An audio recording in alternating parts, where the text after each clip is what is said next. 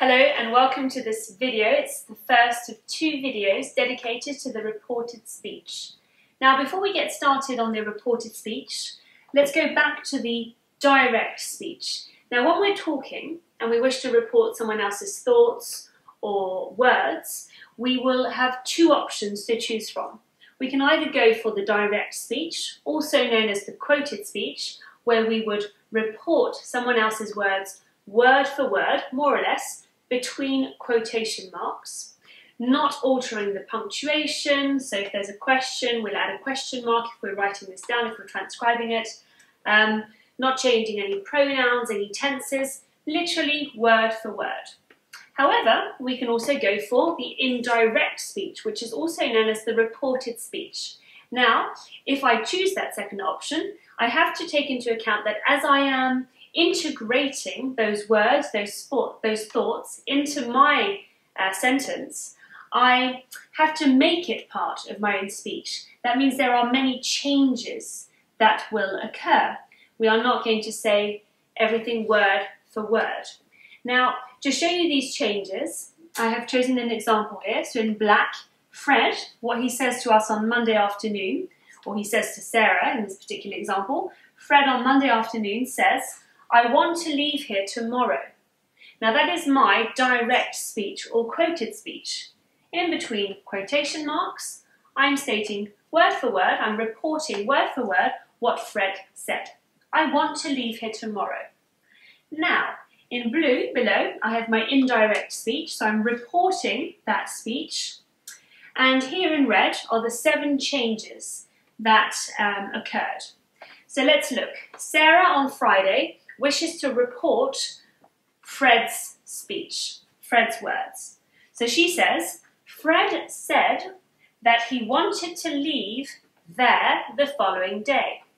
So there are 7 major changes here. 1, which is Fred or he, means that I'm going to change the viewpoint. So I'm going to give the person's name, or I'm going to use another pronoun. So the viewpoint is different. I go from the first person singular to the third person singular. Fred said that he, Fred and he, third person. Singular or plural, it depends on the example, but today is singular. The second change that takes place is the introduction of a verb. So there is an introductory verb. Fred said. What did he say? We can say said, we could put loads of different options, so that's the second video dedicated to the reported speech.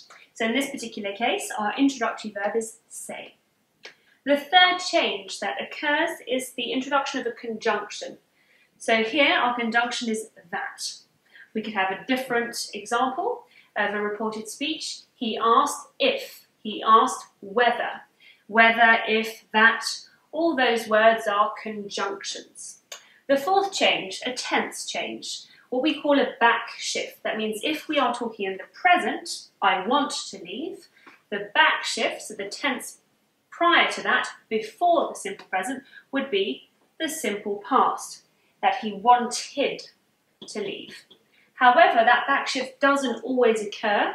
If Fred told Sarah this an hour ago, Sarah could easily say, Fred said that he wants to leave tomorrow. He wants to leave here tomorrow. So there would be very few changes.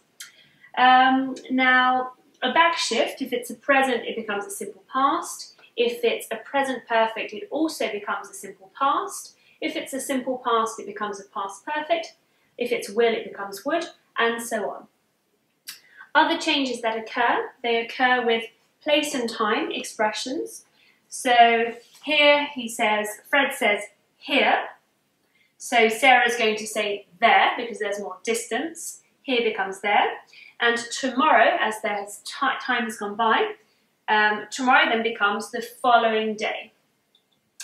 Final change, punctuation. We're going to get rid of the quotation marks and just simply integrate it as it is now part of our speech. Okay, I hope that was clear.